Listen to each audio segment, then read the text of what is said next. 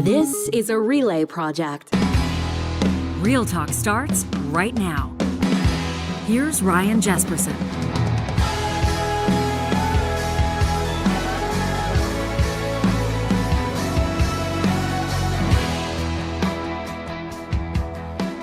Thanks for joining us on this episode of Real Talk. Looking forward to getting into it with Charles Adler in just a quick second. Of course, he joins us first episode of every week. It's been, 5 days since we talked to the Prime Minister of Canada one-on-one, and still unhinged reaction from the Prime Minister's loudest opponents online. I've been looking forward, honestly, every single morning.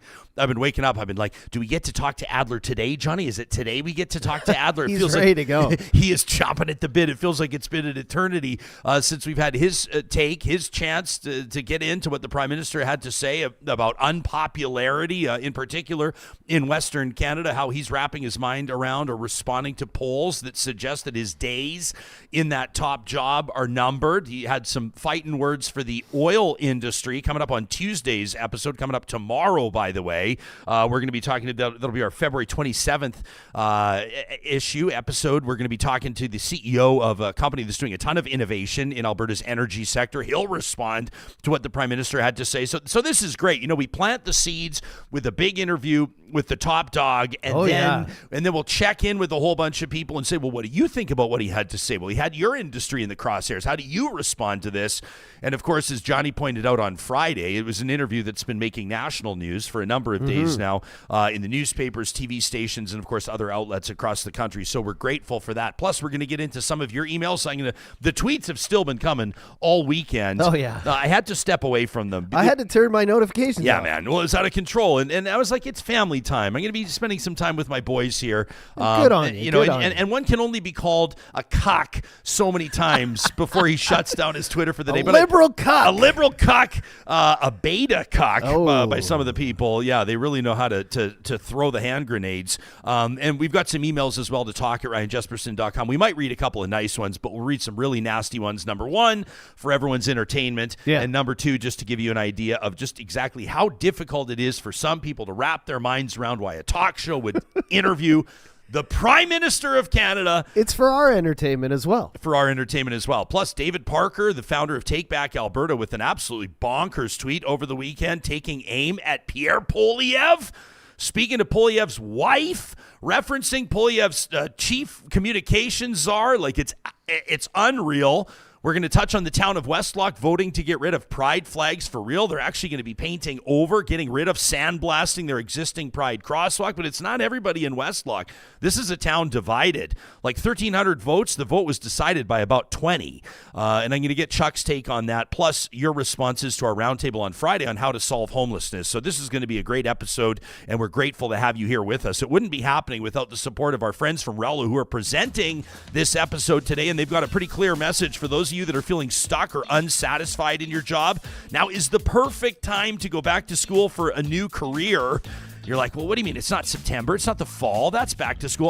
With Rello, you can launch your career in real estate with their affordable online courses anytime. They make it super easy to pass your exam, get your real estate license, and basically get started setting your own hours, being your own boss with unlimited earning potential.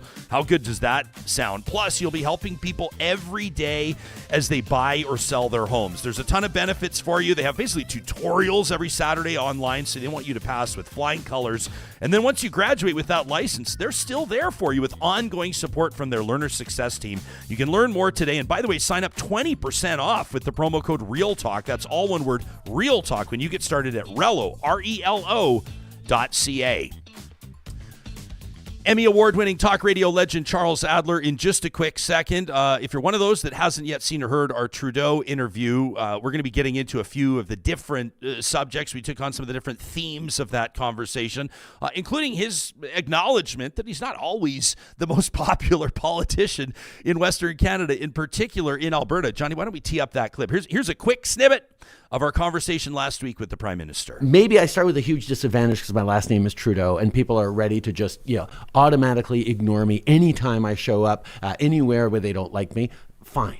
But I am not going to stop showing up. I am not going to stop investing in Alberta. I'm not going to stop making sure that the country sees that Alberta also has a lot of thoughtful progressives that want to fight climate change, that see the opportunity and the prosperity that comes in from being smarter about carbon emissions, creating technologies that the world's going to rely on, and make sure that as the world reduces its consumption of barrels of oil in the coming decades, there is still room for Alberta barrels of oil to be part of that solution, because we have successfully decarbonized, because we have higher labor standards, because we have higher environmental standards. Those are the things that consumers around the world are going to be focused on and worried about, and that's where Alberta gets to build that success and that leadership in Canadian energy for decades to come, because the world is changing, and it's not a plot by Eastern bastards. It is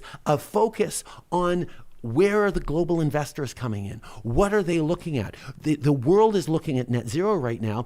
Alberta can be part of that, but right-wing ideology is getting in the way of Alberta's success right now. That bomb right there, right-wing ideology getting in the way, of course, drew the ire of Alberta's Premier. We've been in touch with her office, by the way. We'll be speaking with Danielle Smith shortly, just after the Alberta budget's out. Charles Adler joining us this morning. Chuck, he said Alberta, Alberta, Alberta, Alberta.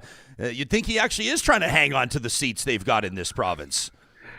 I think he's in campaign mode. And by the way, my name is Charles Adler. I am an Eastern bastard. I'm also a communist, and I am originally from the planet of Pluto. I'm still lobbying for Pluto, and I'm lobbying for communist plutocrats that run Pluto. Okay. Are these all the things that you've been called on the internet over the last 72 hours? Is that what we're getting into? Yeah. Hey, I like his nod. I must admit, Ryan, in my senior years, I'm getting a little lazy. I have turned off my Twitter replies because I decided with all of the stuff in there, much of it coming from bots, of course. It's just become a bad neighborhood that I don't have. Like, none of my followers want to live in that neighborhood called replies, and so I've just put them on pause for a while. I don't know how long I'll stay on pause for, but I've got to tell you, not reading replies for the last week. I'm not just talking about my replies anywhere. Not reading replies has been absolutely refreshing. Yeah, well, I was walking the dog yesterday. I was out in our neighborhood, and this guy walked past me like 3 or 4 steps, didn't recognize him, never seen him before. Yeah. Big guy, too, about 6'4", big, broad shoulders. And I kind of looked back, and he stopped, and then he heel turned, and I went, oh, boy, because I just kind of felt like I knew. Like we had made eye contact, and I thought, where's this going to go? Now, I did have a dog with me, so I was like, anyway, I say that in jest. Turns out he was a wonderful dude named Kyle. I wanted to give him a shout out.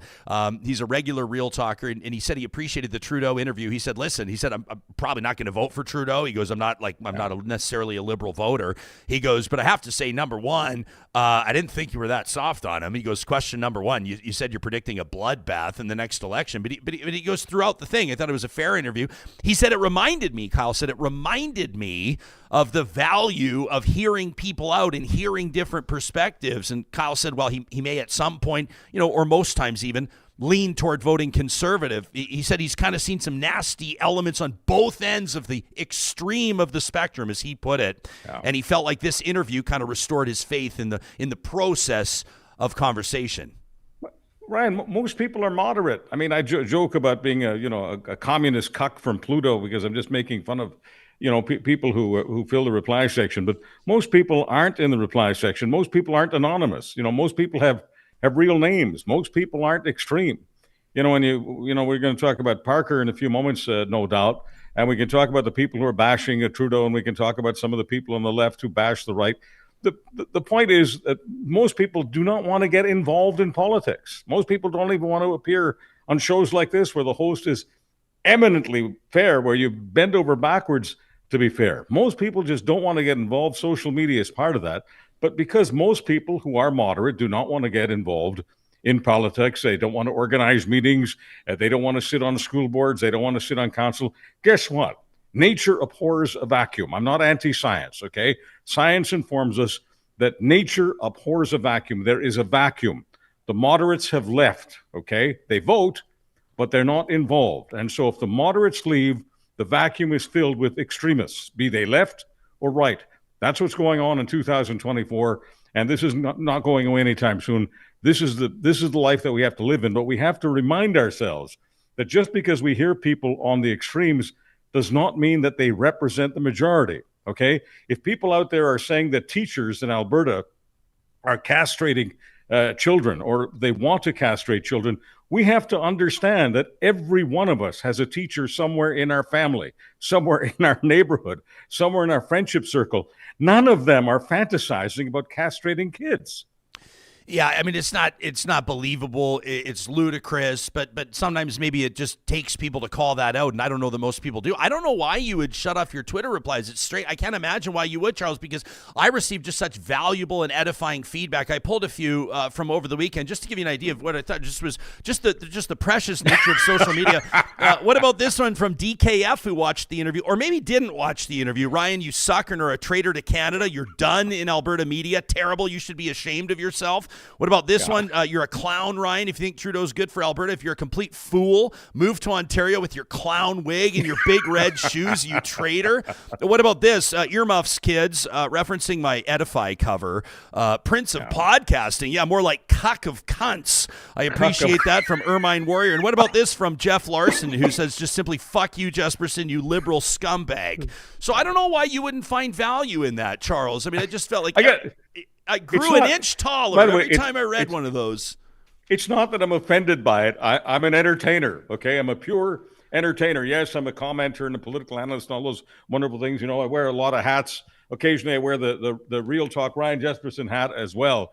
But the point is, as an entertainer, I know that the number one law that destroys audiences isn't extremism, it's boredom. And the major reason, you know, from a personal perspective, I say I'm getting a little bit lazy. I'm getting a little casual. I'm getting a little comfortable. My point is that I'm bored with those things. I mean, how many times can you be called a cuck cunt without saying to yourself, my God, if this person is serious, the person needs help, but the person is just trying to get clicks. And all I'm doing by posting all those replies is giving them a platform. It's boring for me. It's of no service to the audience. It is a service here, you know, for a few moments on a podcast to make fun of them. But in general, what is the bloody point of watching a bunch of people who are horrible at entertainment? They're horrible at communications. They're impersonating other people who are horrible. And frankly, it's a waste of time. Yeah, I mean, I think the fun part for me has been just basically the sort of the response as well to this poll of ours. You know, the poll that asked who you'd rather have a beer with. This is getting more play, arguably, than the interview with the PM, to be honest with you. The poll, we asked who would you rather have a beer with. About 26,500 people responded. 60% of them said Justin Trudeau. 30% said Pierre Poilievre. Max Bernier getting overlooked, by the way. 7.5% wanted to have a beer with Mad Max, which would actually probably be a wild experience. You know what you'd find? If you had a beer with Max Bernier is that he's very, very normal, and he'll just say or do anything to win political favor. Like I know Max Bernier. That's what you'd find with Max.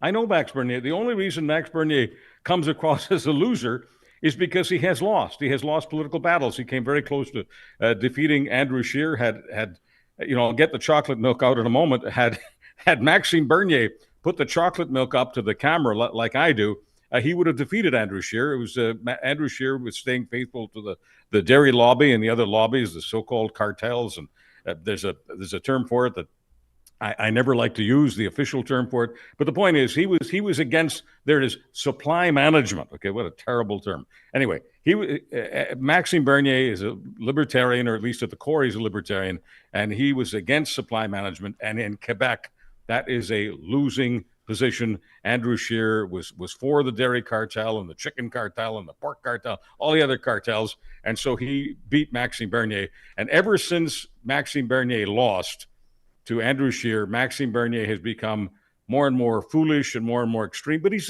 the same guy, and he's actually a good guy. You know, I mean, a lot of these people are good guys, but they end up, you know, politics poisons the well, man. That's what we're dealing with. Politics poisons the well.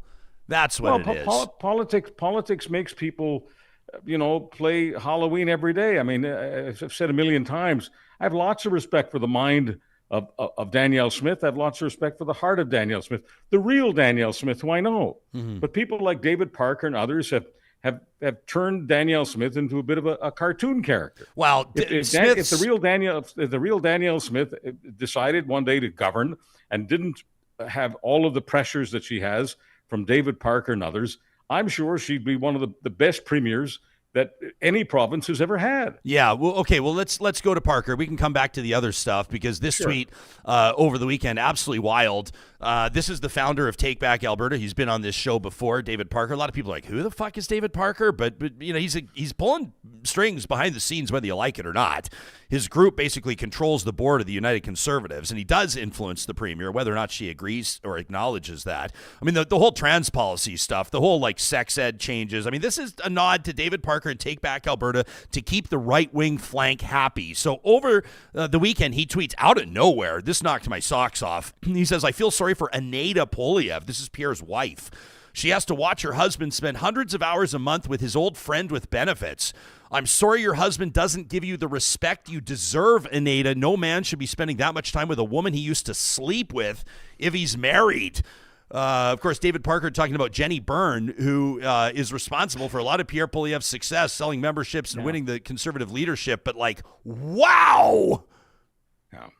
Well, the biggest benefit of Pierre Poilievre's relationship with Jenny Byrne, and Jenny may be surprised when she hears me say this, Jenny Byrne is one of the smartest political strategists in Canadian history. So the benefit of knowing Jenny Byrne is you are getting strategy that is bound to be successful in most conservative ridings and among most people who are likely to be members of the conservative base and others. Jenny Byrne is just a whip-smart individual, no different than Danielle Smith is a whip-smart individual. But both of these people over the years has moved, further and further to the right because that's where the conservative base has moved to. And so that's the big benefit of knowing Jenny Byrne.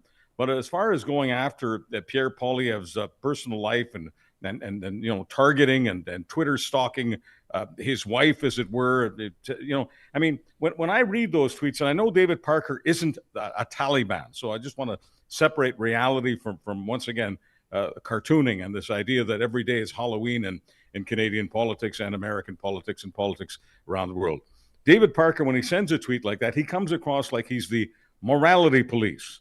And that does remind people of the Taliban, what goes on in Afghanistan and what goes on in Iran and what goes on in some other countries.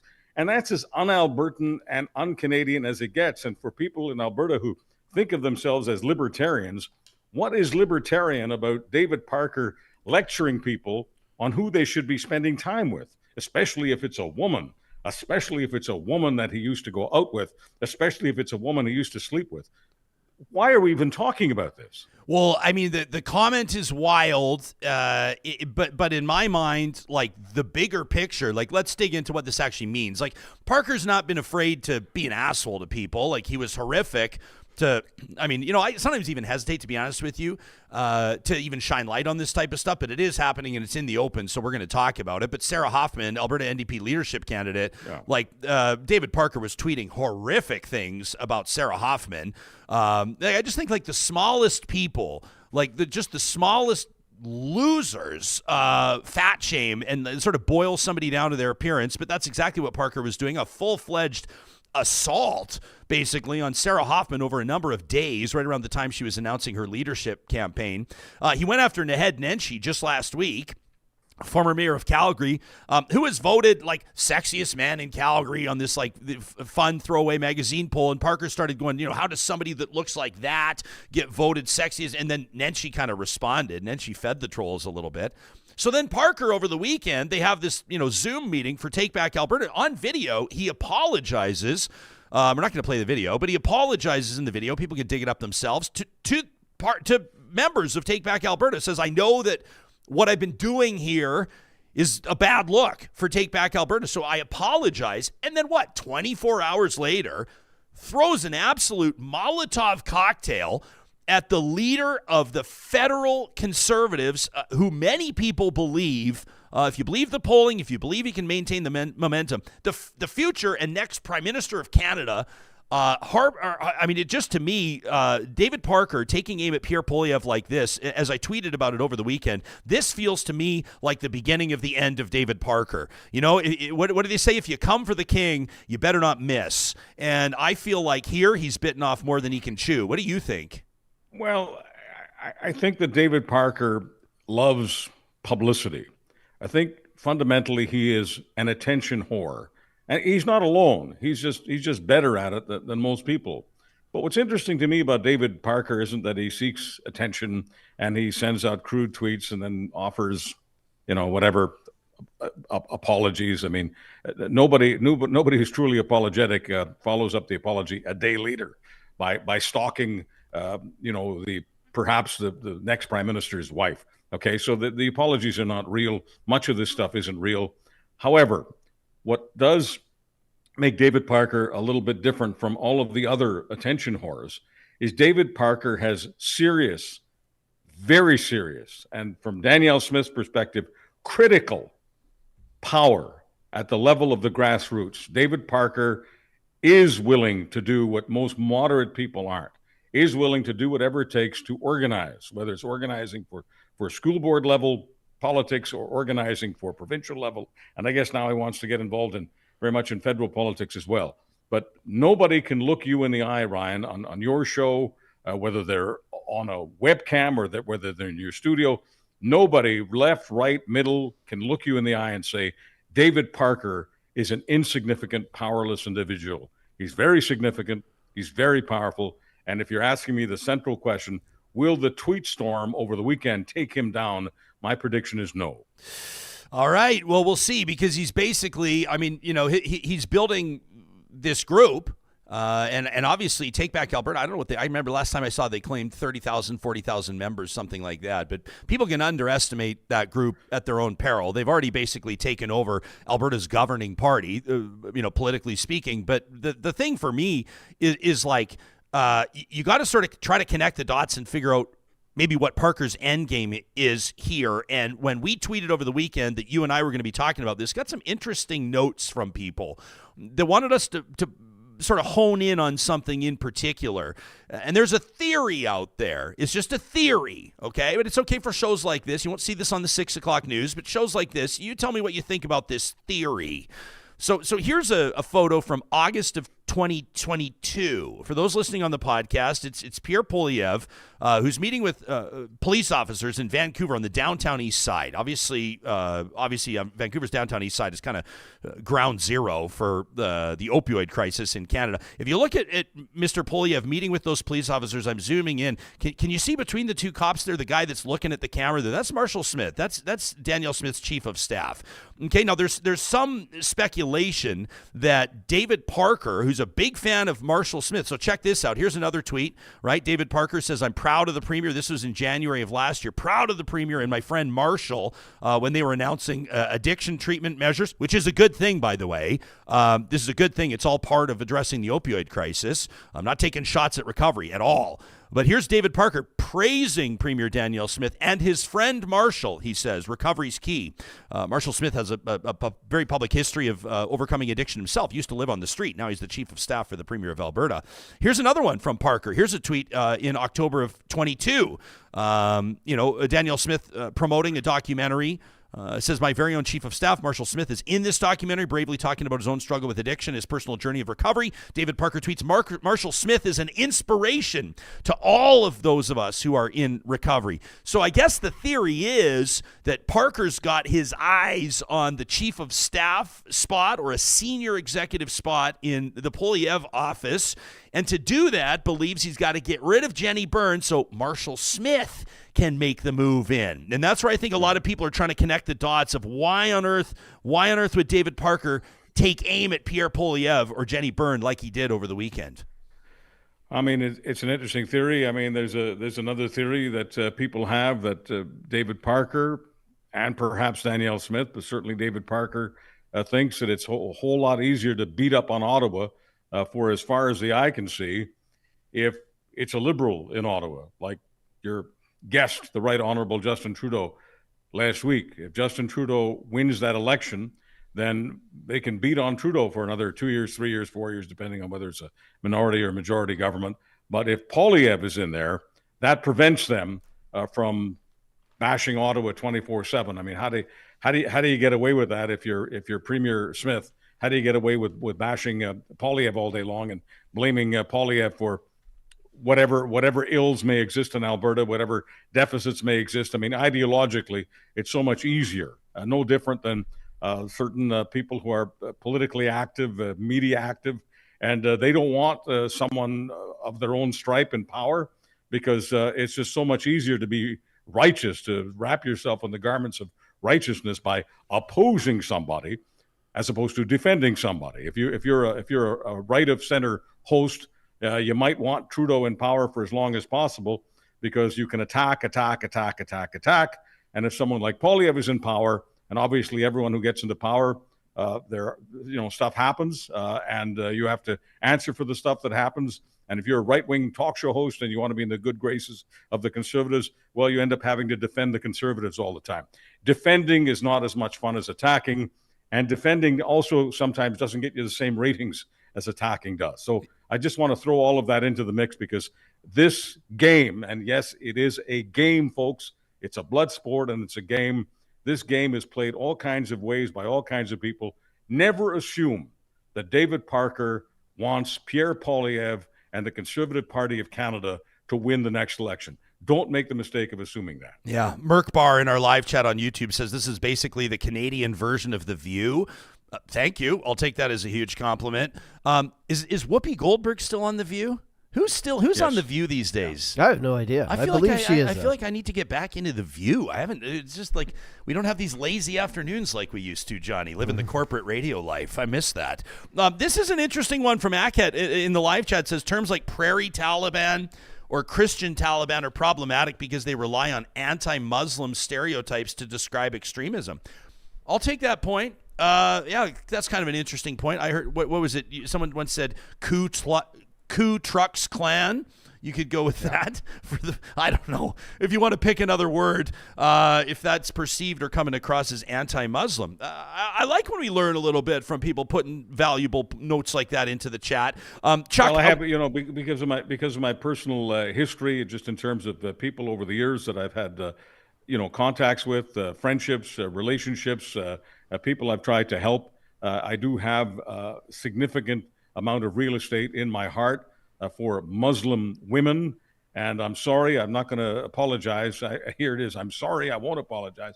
But I will not apologize for talking about the Taliban the way I do, because I've never met a Muslim woman who saw the Taliban as a friend. The Taliban is not a friend of Islam, and it is certainly not a friend of Muslim women.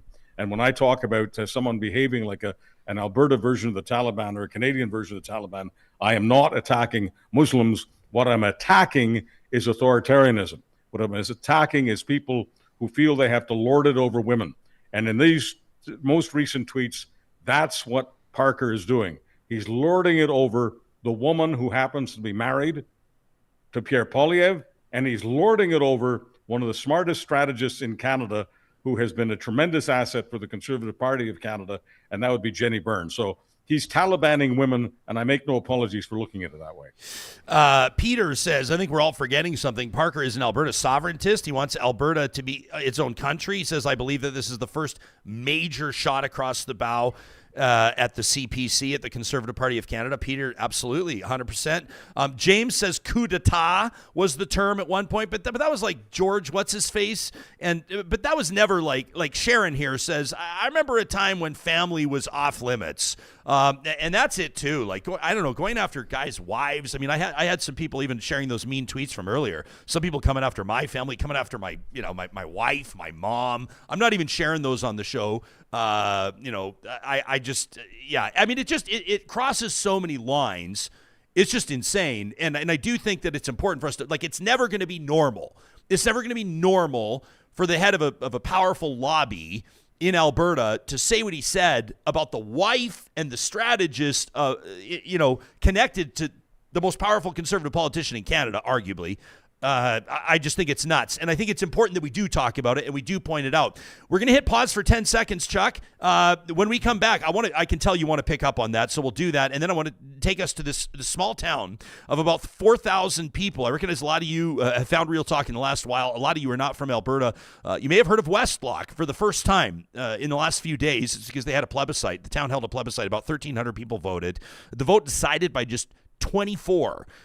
It was just by a hair. And if you ask me, and a lot of empathetic people, not only did that vote go in the wrong direction, but it's a real tough look for Westlock, and it's hard to imagine walking a mile in the shoes of somebody, gay, lesbian, bi, trans, you name it, living in that town. We're going to get to some of the response to that and pick Chuck's brain on that plebiscite coming up in just a quick second. This conversation is happening with the support of Real Talk partners like our friends at Apex Automation, who are looking to hire the most skilled engineers in Canada right now. If you're feeling stagnant in your job, you feel like you're not reaching your full potential, they would love to talk to you. Check out the careers link at apexautomation.ca. They're building a culture there where amazing people like you can do your best work. You take a look at the biggest projects, the biggest industries in Canada. They are helping automate those industries, and they are growing their company in a big way. A lot of learning and development opportunities, huge perks and benefits, and the company culture second to none. Start the first step toward your next step in your career journey at apexautomation.ca. Have you heard what's going on with this is Civic Service Union 52 in Edmonton? This is a really big deal. These are the 911 operators, 311 operators, rec center staff, library staff, animal control, you name it, a whole bunch of them. But if you can check out their website, edmontonforeveryone.ca, you're going to find that over the last 5 years, wages for more than 80% of their members have been frozen. So taking inflation into account, which is no joke lately, that's obviously a pay cut. They're your community members, your neighbors. They have families, and they're looking for your support as they pursue a fair and equitable workplace. They want you to get City Hall's attention. You can urge the city to avoid a work stoppage by checking out edmontonforeveryone.ca. This message is presented by Civic Service Union, that's CSU 52. At Friesen Brothers, number one, a quick heads up, March 1st is coming, the first of every month. It's 15% off all grocery purchases of $75 or more. That's obviously huge for families. But before then, through the end of the month of February, Friesen Brothers is proud to support the University Hospital Foundation in fundraising for the place we all call the Maz. That's the Mazankowski Alberta Heart Institute. They've got a ton of great options for heart-healthy products in their flyer. Just check out the February flyer either online at friesen.com or in store, or you can directly go to friesen.com/heartmonth as we all pursue healthy eating habits thanks to our friends at Friesen Brothers. And although, and this is sort of dating this episode, but while we just saw 20 or so inches of snow dump in the last 12 hours, it's not too soon to start thinking about your spring or summer landscaping project. If you want your yard, front, back, or both, to be first in line when Eden Landscaping gets shovels in the ground this spring, you can seize that advantage by getting the conversation started with them today. Help them bring your outdoor space to life. A custom landscape builder, more than 20 years of on-the-ground experience in Edmonton and area. They reinvented our backyard for us last summer and knocked our socks off. They can do the same for you when you get the conversation started with Eden Landscaping at landscapeedmonton.ca. Chuck, I felt like I stepped on your toes there heading into that quick promo break. Did I interrupt a thought you wanted to make to wrap up that conversation? No, it's the Westlock business really, bothers me. And here, once again, and of course, people are going to say, well, he's a communist cuck from Pluto or whatever. But the thing is that I am hopelessly moderate. I'm hopelessly normal. I don't apologize for that either. I'm an egalitarian. Every person has equal value. Okay, I do believe in that, but I also believe that we have a right to make judgments about how people treat other people. And so over the many years, whether I'm broadcasting or podcasting, I've said to people, if you want to hate on Muslims, think of me as a Muslim. You want to hate on black people, think of me as a black person. You want to hate on Indigenous people, think of me as Indigenous. You want to hate on women, think of me as a woman. And if you want to hate on gay people, bisexual people, trans people, think of me as any or all of them, only to make this simple point. We're all equal, and we have equal weight in terms of everything that we are as human beings. and we have equal value, and we have equal dignity. It bothers the hell out of me that any community in this country, I don't care whether it's in Alberta, Manitoba, Ontario, we're all equals in my mind. I love this country. Everyone knows why I love this country, and I would die for this country. And I can't stand the idea that certain people, and I guess David Parker is the one that we've been talking about, but people like Parker and other so-called grassroots advocates, in the name of God, want to harm, because that's what it is, harm minorities, thinking that most people who are members of the majority don't really care, don't really identify, and might even be somewhat fearful of minorities. It's the easiest way for them to gain political power. And that's what's happening in this town of Westlock. And it just bothers the hell out of me. So it's a town of 4,800 people. I've spent time in Westlock. I have friends that live, I have family that lives in Westlock, about 4,800 people there. This was a plebiscite. Basically, it doesn't say specifically, it's not like the Pride plebiscite, but it is. Do you know what I mean? Like, it's not called that, but that is what it is. And so town residents were voting on whether or not flags other than, your classic, like the town of Westlock flag, the Alberta flag, and the Canadian flag, if any other flags can fly on their flagpoles on public property. And 1,302 people showed up to vote in that plebiscite, so call it a third of the town-ish. And of that, the vote won by just 24. I mean, it's basically split down the middle. 24 votes out of 1,302, Chuck. Not only will they be saying bye-bye to pride flags or any other flag flying, if it's Breast Cancer Month, whatever it is, they're not going to fly it there. They're also going to get rid of a pride crosswalk that's already installed, which is, to me, the optics of that always suck, seeing somebody bring out the sandblaster or painting over it. It just kind of, right? It's like, it's I don't know, it's more than a metaphor, but it is. Like, it just says a lot. Randy Boissonnault, Liberal member of Parliament, the first openly gay MP, I believe, in Alberta's history. He's obviously the jobs minister now, but he's been held a senior role in the Prime Minister's office as an LGBTQ special advisor.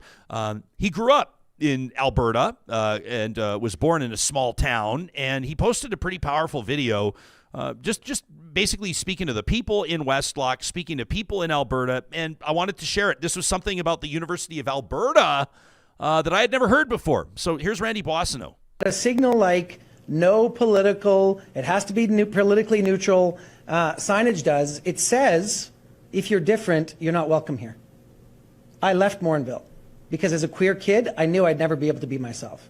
And when I came to the University of Alberta, it was no great shakes. There were days at the University of Alberta where it was no jeans day. And you know what no jeans day meant? If you put on jeans, it meant you supported the LGBT community. It meant you were queer. And so there were entire days where entire faculties wouldn't wear jeans to go to university. That was the Ralph Klein Alberta. We are not going back there. And so this cannot continue. It is beyond disappointing. It is a step backward, and it is a very narrow vote.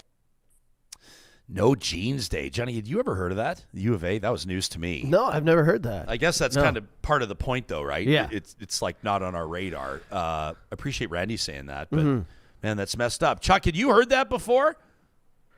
I've heard bits and pieces of that, and I remember launching talk radio in Alberta in 1989, and the letters I got in those days, it wasn't email, it was letters. The letters I got from people who had experiences in smaller towns in Alberta, all of whom were incredibly faithful to our show, Hot Talk.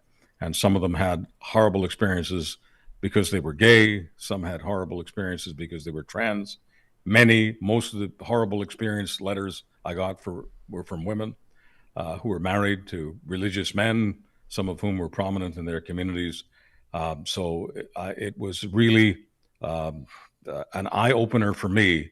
And I would say something that bloodied my eyes and has impacted on me for my entire life. I, too, always had a romantic view of small-town Canada, no matter what province we're talking about. And I was absolutely stunned to know about some of the stuff that was going on in these small towns where people who were minorities, and yes, women were minorities, not because of their numbers, but because of their power. women had less power, gay people had less power, people of color had less power. I know some people don't like these terms, but I've got to be specific, otherwise I'm not really communicating, am I? And it really bothered me that people in these pastoral, beautiful looking towns, they looked like they were all, to me, they all looked like pictures of, pictures you see on Hallmark Hall of Fame cards. Every one of these towns in Alberta looked like a Christmas card to my eyes. But I had no idea of what was going on behind closed doors in some of those homes, and it was horrific. And for many of these people, the only way they could actually survive was to leave the town and to go to those big bad cities that some politicians in small towns like to throw rocks at. But I'll say it right now. Thank God for Edmonton. Thank God for Calgary. Thank God for the larger towns in Alberta that have become homes to these people who are from those small towns where they were not allowed to tell anyone publicly what was going on privately. They shared those stories with me, and I love them all. Ken says Westlock's losing like 50 people per year. Population-wise, this isn't exactly policy that young people want to hear to invest in their lives there. It is a tough look for the town. Seventh Pilot says, hey, democracy has spoken. Others say, Linda says pride or any other political emblems. Part of me is tempted to say pride is not political, but you talk to pride is very political. Unfortunately, it has to be. But Linda says pride or any other political emblems should have permission of the taxpayers of that municipality. Number one, no. If that's, can I argue a conservative print, Linda? Can I guess maybe how you vote? What sort of fiscal conservative would endorse a plebiscite every time a town's going to put a flag up the flagpole? You got to be kidding me. Are we going to start asking people and polling whether or not Christmas trees can go up at City Hall? Like how serious do we want to get here about going to the public every time there's going to be an expression outside of flying the Canadian flag? Peaches says Westlock does the Democratic thing regarding public property, and Jespo and Old Man River lose their minds. How shocking. The Democratic thing, okay, fine. People organized on this plebiscite. I bet you a lot of people in Westlock probably underestimated the importance or the significance of voting on that. Maybe some people are so sick of all of this that they're just not participating in anything anymore. They're sick of fighting with their friends and neighbors over things like pronoun disclosure and sex ed and pride flags and everything else, that they're just withdrawing back into their own homes. They're in their own bubbles. And quite frankly, there's a big part of me that doesn't blame those people one bit, because it is exhausting. But the fact of the matter is, there are young people in particular, but other human beings, our brothers and sisters, our neighbors and friends, that for them, this is very significant and this is very personal. And that's why I think it's important to talk about it. Look, my heritage is Jewish, and that's, I guess, interesting to some people. But the thing is, I have lived in a predominantly Christian world all my life. So it doesn't matter whether we're talking about the people who coached me to debate. It doesn't matter to me about, the clients, the listeners, the viewers, the people who inspired me, the people who mentored me. I know far more about Christianity than I do about any other religion, including the religion that's involved in my own heritage. And the Christianity that I grew up with, whether it was in the States or Canada or elsewhere, was all about charity. It was all about helping the downtrodden. It was about walking the walk of Jesus. And I'm just telling you, as a person who grew up inspired by Christianity, and clearly I still am, okay, it just hurts my heart that has been informed by Christian values to see so many people wrap themselves in Jesus and work as hard as they can to oppress minorities. I do not pretend that I can speak for Jesus, but when we ask the question, what would Jesus do? I don't believe that Jesus would be organizing a referendum to make sure that a particular minority, in this case, the gay minority, feels as oppressed and as marginalized as possible. I will never believe that the Sermon on the Mount and what happened in Westlock have anything in common. Wise Kyle says, I don't get how being Jewish has anything to do with being LGBTQ. We're talking about groups that have been marginalized and persecuted for who they are. It's pretty obvious, Kyle. Other people here say, Lauren says, negative people can gather together to drive votes. Jen says, the flag to support Ukraine. Like, would that be allowed? Absolutely not, Jen. She says a Christmas tree, like those aren't neutral, are they? No. I mean, ask Jews, ask people that don't celebrate Christmas, ask people that have a real problem. Like, ask them if that's neutral. It's not neutral. Now people are going to say, oh, now it's like the war on Christmas. It's the war on Christmas. Well, who's the one that picked the fight? Who's the one, right? People, Alberta Girl says they didn't outlaw flags on private property. They outlawed them on public property. Sure. Like, we're not making community statements of support anymore? Like, we're not going to light the high-level bridge anymore? We're not going to light up our buildings anymore to stand in solidarity, we're not allowed to do that anymore? What about this? Dr. Christopher Wells tweeting over the weekend, there's a group out of the States that actually had organized a big Pride campaign, these lawn signs that say Pride lives here and everyone is welcome here. And out of the States, they've just learned that they're going to be shipping a whole bunch of these leftover signs. I guess they've got a bunch left over, Chuck. And the group that actually produced those signs stateside is footing the bill, the postage, the freight, to ship those signs up to Westlock. So I'll be curious to see how many Westlock residents put those on their front lawn. I suspect it'd be more than a few. I think, I've always believed that, one door closes and another one opens, and this is an opportunity for the good people of Westlock to respond. Responsibility is all about how you respond to stuff, often bad stuff. This is giving Westlock a bad name. I'm counting on the good people of Westlock to figure out how to turn this into an opportunity to show their generosity, and in many cases, I'll say it, okay? Don't care how politically incorrect this is, to show their Christian compassion to the gay community. Charles Adler joins us, first episode of every single week, bringing his unique brand of Canadian common sense. He's probably more active on Twitter, whether or not he's reading the replies, than anybody else I know. You can give him a follow there at Charles Adler. We'll talk to you again in a week, pal. Hey, between now and then, Alberta budget will be out, so we'll have lots to talk about. God bless, brother. Thank you so much. Thanks, pal. Charles Adler, only here on Real Talk. I want to get to a couple more emails on the Trudeau interview, and then we've got a love letter. I want to read a love letter today, John, to a chicken shop. Okay. Yeah, I've got a love. We're going to wrap up the show with a love letter to a chicken shop. All right. Today. But first, I want to put Athabasca University on your radar. If you're one of the Canadians that knows, you just feel this burning deep inside that you got to get back to school. You've got curiosities that need to be satiated. You got skills that need to be honed, but you feel that there's maybe some barriers in the way. You don't live anywhere near a university, or maybe the cost has been a barrier in past, or maybe you're a parent, or maybe you're caring for your parents. You couldn't make a regular schedule work. Athabasca University is designed for Canadians like you. And the numbers tell the story. More than 92% of their alumni, of AU alumni, say they're in a job related to their field of study. How wild is that?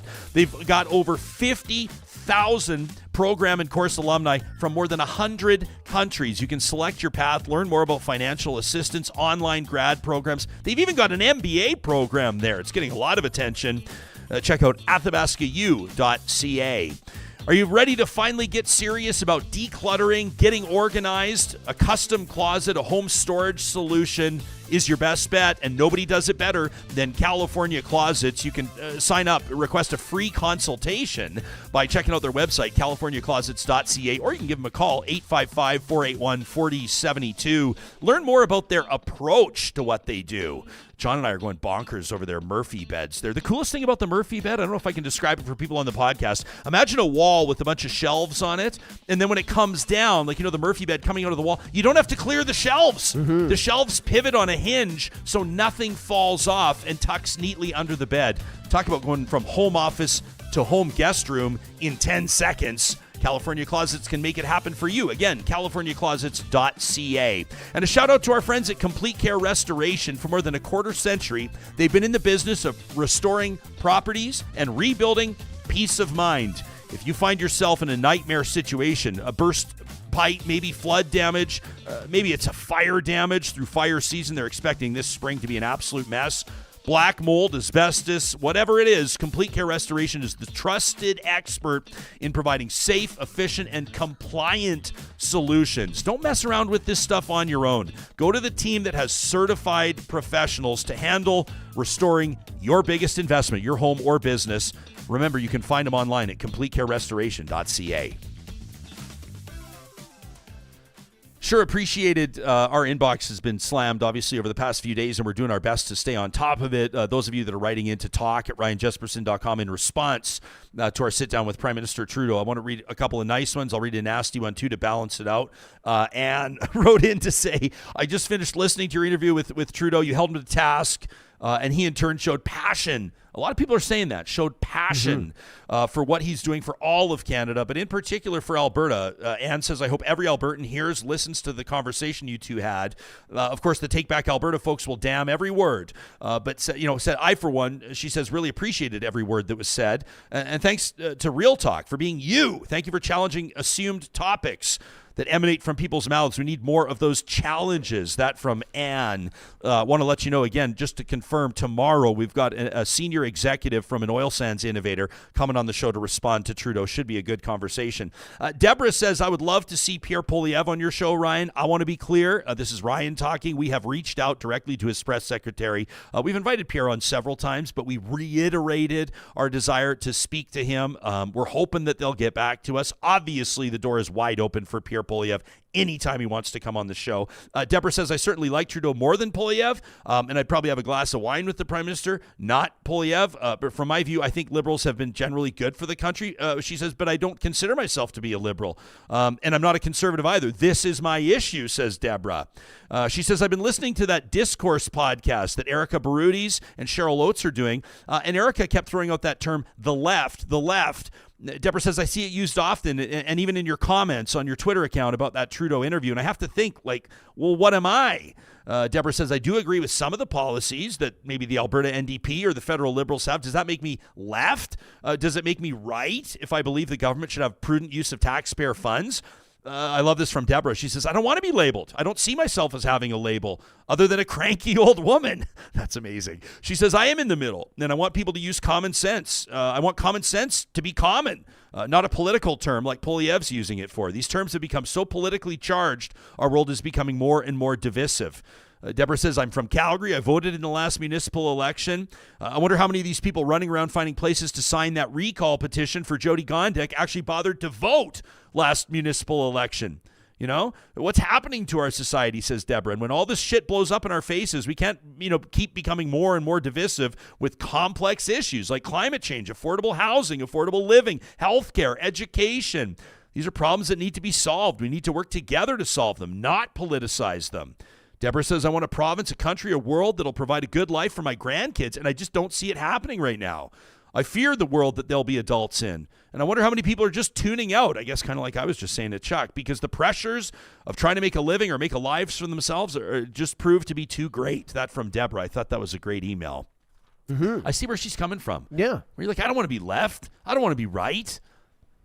And to balance it out, here's an email from Trevor, who wrote in to me over the weekend, says, having the Prime Minister show up in stealth and it's kind of how it works with world leaders, man.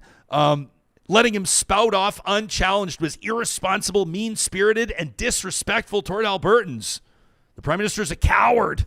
And, of course, he had to arrange his own selfie with somebody he had pre-vetted as a true fanboy. Congratulations for being Justin's lackey. That from Trevor, so you can't say we're just reading the nice ones. Appreciate that, Trevor. How about on Friday? I had a really, really impressive group here on Friday. Yeah, we great. Had Jordan in from the Boyle Street. We had Dr. Gosh, Monty Gosh, who's an addictions expert, and the Chancellor of the University of Alberta, Peggy Garrity. And we were talking about solving homelessness. This is obviously a crisis in Canada right now. You can't ignore it. There's encampments everywhere. The police are busting them up. We've had, obviously, to call them sub-zero temperatures doesn't do justice to the frigid nature of what the outdoor elements have added onto this challenge. We know 300,000 Canadians are experiencing homelessness this year. Try to wrap your mind around that. 300,000. Just in our home city alone, just in one city, in 2023, more than 300 people died on the street in Edmonton, almost one every day. And so we asked the question, why is it so hard to solve homelessness? What do we have to do to solve homelessness? And we got a wonderful email here, but first I want to tee it up. If you haven't caught that episode of Real Talk, this is our Friday Real Talk Roundtable. We do it every week. This is the February 23rd episode. Here's a quick highlight. We have equated people who are in the most vulnerable state as being safety threats. as opposed to people who need our care and need our support. And I think the lens that you look at a problem matters. And when you're looking at it as a public safety problem, then you're going to have a public safety response, which is what we have had to the encampment problem. It is the police taking the lead on a very sad and very complex social issue, and that is probably not the most appropriate group to be doing that. 50% of the population who experiences homelessness has had moderate to severe brain trauma. They have cognitive decline because of that. They have disabilities secondary to that. And yet we keep them on the street. We don't provide them housing. We don't provide them support. Housing is a human right, and people who have disabilities need to be prioritized for housing. We do that in the hospital. We do that for well-established individuals who come in, again, with traumatic brain injuries from car accidents or whatnot.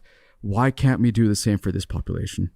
We can solve this, that there are ways of solving it. We know what the solutions are. That makes it a little bit more frustrating that we're actually not doing those things. Right. But the fact, I think, some people in the community just feel like it's hopeless, that we just don't know where to start. We don't know where to turn. We don't know what we should be doing. Call your MLA.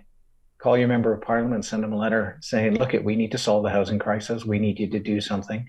Homelessness is a housing problem. It's solvable, but we need you to act. That was Tim Richter, who you heard last. He's the founder and CEO of the Canadian Alliance to End Homelessness. He joined us remotely. Again, you can find that full episode in our podcast archive on our YouTube home channel as well. It prompted this from Elaine, who says, I'm a community paramedic that works exclusively with our city's homeless population. Okay, consider the source of this email. Says, I want to thank you for moderating the Chancellor's discussion. I hosted the Chancellor's Forum at the U of A on the Thursday night on sheltering the truth. That's what it was called. And for continuing that conversation on Real Talk. Elaine says there's a few points I'd love for you to acknowledge and relay to your audience. As a blue-collar provider, I fight the stigma against homeless people every day, even within my own profession of paramedics.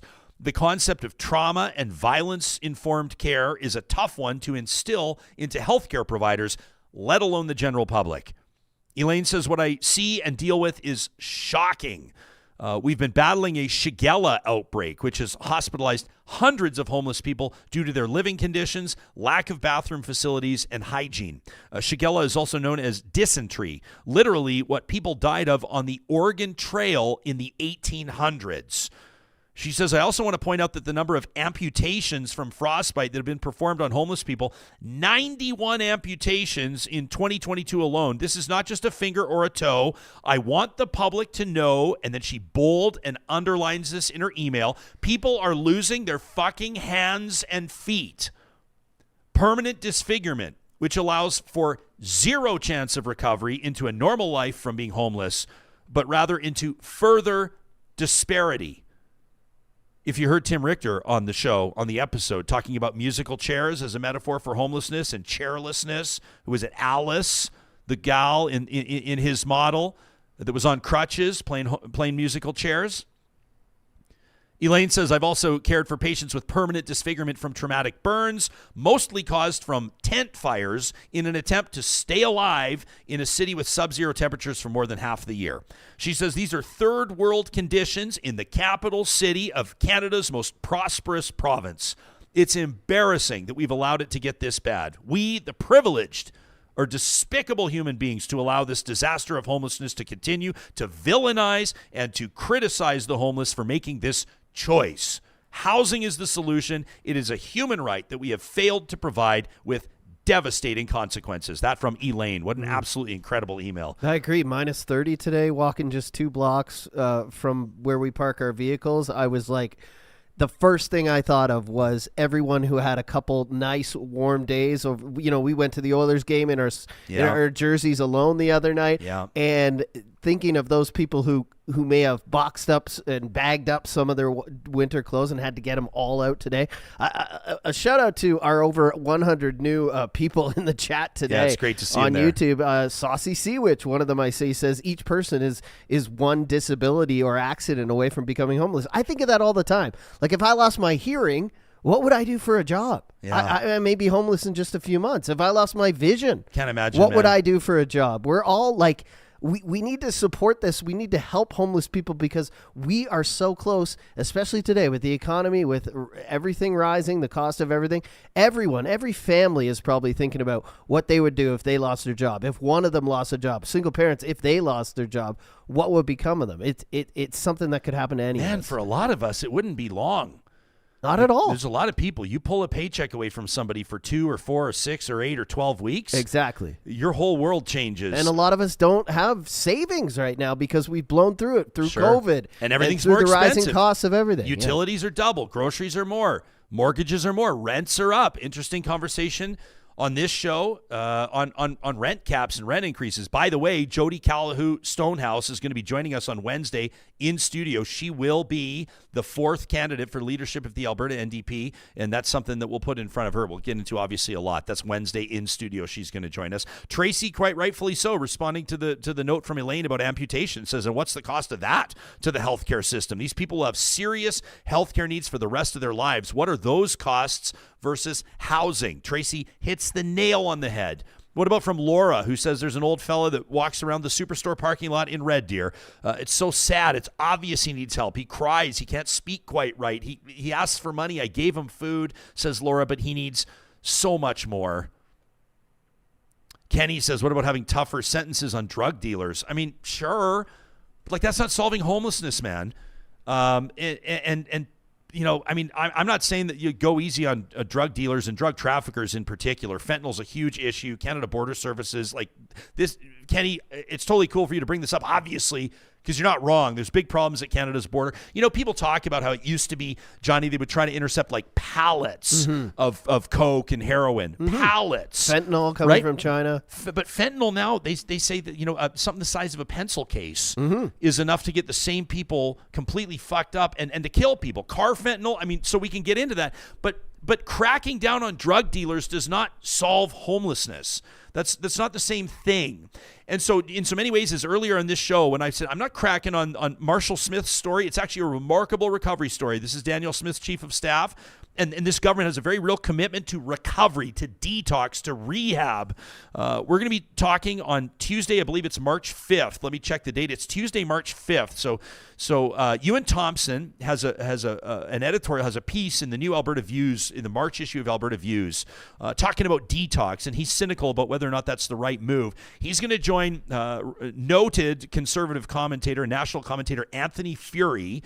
Anthony and I have done a bunch of radio together over the years. So Ewan and Anthony are going to kind of debate this. We're going to talk about the opioid crisis and the right way to address it coming up on Tuesday, March 5th on the show.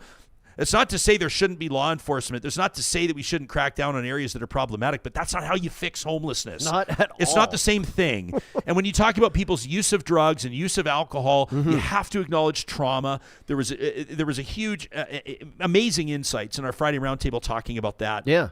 We have to understand the difference between like root causes and symptoms. Yeah. And homelessness is a symptom of something else. Yeah, and people often think of drug dealers as like, you know, they're all these rich people driving around in BMWs. Some people deal drugs to feed their addiction just so they can get their own drugs for free. They're not selling ounces and pounds. You know, they're getting a small amount.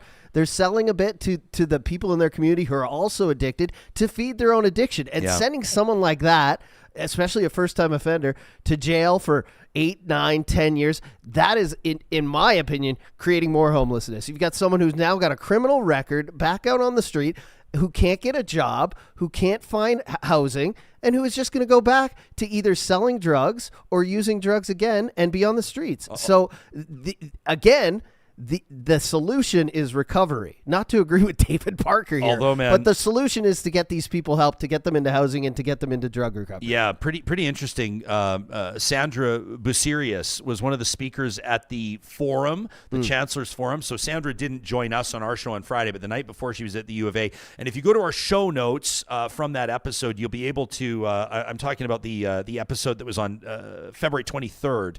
You can link to the Chancellor's Forum and watch it. So she's doing, Busirius is doing research, Johnny, at Canadian prisons, and she can't say which ones she's doing the research at. It's obviously very confidential. She's talking to inmates in particular inmates that are set for release. They're about to be released. And you know what? One of the number one things that she's taken from her research is that a lot of people experiencing homelessness, a lot of people on the street are trying to get into jail. They're trying to get into prison because they feel more safe. Because they feel more safe. Heat. Try to wrap your mind around this. They feel like there's a lower chance of being sexually assaulted in prison than there is in the drop-in shelters, right? You want to talk about like general population, these drop-in shelters, that model, you're talking to people that are acknowledging that work in the space saying these aren't working anymore. Sure. She gave an example of one guy. He had a horrific toothache. Like imagine like life on the street. None of us can really imagine it. Like you and I talk about, we park about 2 blocks from our studio, and both of us, because we want our hair to look great for our audience on YouTube, so we don't wear toques. Yeah. And so I walk in here today, and I feel like I almost had frostbite on my ears for a 2-block walk. You imagine somebody that's sleeping outside all night. There's no way we can wrap our mind around it, let alone the trauma, let alone there's no way we can understand. But this fella had a toothache, and he knew that he needed it dealt with. It was to the point where the pain was unimaginable. And so he broke he has like probation. So he broke the conditions of his probation to get arrested on purpose to get into jail. Okay, so he gets into jail, and then he sees the medical services, and so they book him an appointment to get his tooth looked at, right? Like we're talking about basic human decency here, okay? And if we're serious about helping people get their lives back and become contributing members to society in the way that we understand it, then what are we doing if we can't, Canada, healthcare for everybody? This guy needs his tooth looked at, and he can't get it. Well, get this. So he's set to be released. They have the date for him to go see the dentist. They release him the night before. So he's devastated. So you know what he does? He goes out and does something else. He has to breach his conditions again the second he's released to get back into jail so that he can get to the dentist the next day. That's a story from Sandra Brasirius that shared that at the Chancellor's Forum. That's a real life story shared by University of Alberta researchers. So this is like what we're dealing with here, and it's important that we look into this and have these conversations. I know that this is lighting a fire into the live chat, and I appreciate those of you that are making decent contributions to this conversation. It's something that we can't ignore. Again, that'll be Tuesday, March 5th. We'll have a Real Talk Roundtable, a panel discussion, a debate, if you want to call it, about Canada's opioid crisis, and we encourage you to tune into that. How about something positive? Although this is kind of an interesting, this is going to be a bit of a different positive reflections as we wrap up this episode because it's based on something that's a real gut punch and it's kind of sad. But I want to give a shout out to a group of people, to an entire crew. This is my love letter to Northern Chicken. Every Monday or the first episode of every week, our friends at Kuby Renewable Energy give us a chance to sort of say goodbye to eschew negativity, as they say, harness positive energy, renew our faith in humanity. It's Positive Reflections presented by Kuby Energy. Over the weekend, I wasn't the only one that stopped off at Northern Chicken. It's been an Edmonton institution for 7 years. The best damn fried chicken I've ever tried, not to mention their Dorito mac and cheese, their Brussels sprout salads, their coleslaw, their cornbread. Oh, their cornbread with maple syrup. But they told us first when they shut down their shop on 124th, and then this weekend finally shutting off the lights on their 104th Street location just down from our studio, that was it. Hell of a run, but they were just having a tough time making a go of it, and so that was it. Their swan song on Saturday night. Wyatt, Rudy, and I popped in for some takeout, said thank you to those Northern Chicken staff members that have been bringing us incredible service. Edmonton's best fried chicken over the past 7 years. We wanted to give a shout out to them. But it's not just the chicken, Johnny. It's not just the restaurant. It's their involvement in the community. When we were back on Accidental Beach, you remember that beach that came out of nowhere when the river was diverted while that bridge was getting built in Edmonton, and all of a sudden Edmonton had a beach out of nowhere for a summer? Well, we called it I'm not going to say the radio station's name, but we called it the Endless Summer Accidental Beach Party. Northern Chicken donated chicken for 250 people that came down there to enjoy Accidental Beach and enjoy a little bit of fellowship. Charitable endeavors over the years, including our Real Talk Golf Classic. Both years we've held it, there was Northern Chicken donating the chicken, donating their time to make sure that as much money as possible could go to the Real Talk Julie Rohr Scholarship. They helped us fundraise for Movember. They've helped us fundraise for Alzheimer's. They've helped us fundraise for cancer. And that's just us, Matt. has been in the community forever. Andrew, Jimmy, the founders of Northern Chicken, truly understand community connection. And we wanted to use this episode, this edition of Positive Reflections, to say thank you sincerely from the bottom of our hearts. We so wish that we could stop by one more time. I used to get 10 pieces of OG. That was the classic. Of course, they had that mustard rub as well, which was delicious. And then the suicide hot. I never went there either. But nobody did it quite like Northern Chicken. And I mean across the board. Creating an inclusive space. Blasting hip-hop despite the protest of passersby. And never, ever, ever letting anybody leave without a smile. You guys are the best. We love you. We'll miss your shop, but whatever you do next, we'll be there to support you. Real Talkers, take this as your call to action. Go support a local independent restaurant this week and do it in honor of Northern Chicken.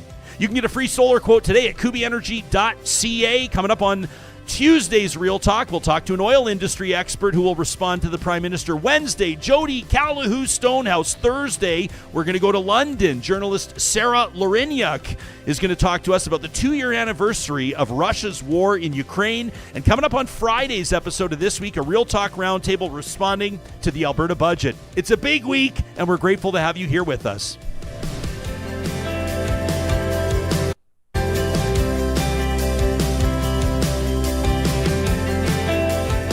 Real Talk is hosted by Ryan Jesperson. Executive producer Josh Dunford. Technical producer John Hicks. General Manager